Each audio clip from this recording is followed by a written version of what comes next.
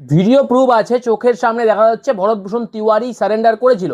তারপরও এনকাউন্টার এখন supreme court বলছে আর্জেন্ট না, পিআইএল নিতে রাজি না। কেন? এই দেখুন ইকোনমিক টাইমসের খবর, 23 June 2026 supreme court refuse to urgent listing. Justice বিবি নাগরত্না বললেন রেজিস্ট্রারের কাছে যান।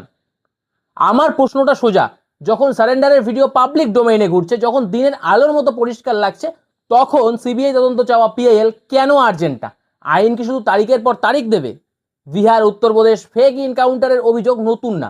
পিআইএল এ বলাই আছে পুলিশ যদি জাজ, জুরি, এক্সিকিউশনার তিনটেই হয়ে যায়, তখন সংবিধান থাকলো কোথায়? গণতন্ত্রের শাস্তি দেওয়া অধিকার শুধু আদালতের, পুলিশের না।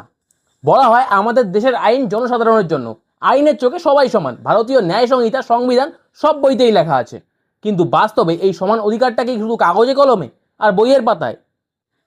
আমি বাবু অত শত আইন বুঝি না, ধারা উপধারা জানার আমার দরকার নেই।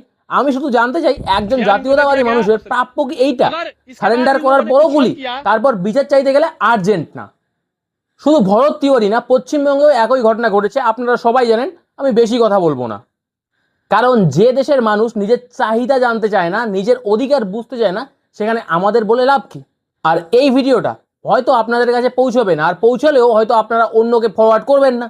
রিস্ক কমিয়ে দেওয়া হবে। কেন জানেন? এখানে কিছু সত্যি কথা বলছি, আর সত্যি কথা বলতে, শুনতে, ছড়াতে সিস্টেমের ভয় লাগে। তাহলে শেষ প্রশ্নটা আপনাদের কাছেই রাখলাম, আইন যদি সত্যি জনগণের জন্য হয়, তাহলে জনগণের প্রশ্নের উত্তরটা কোথায়?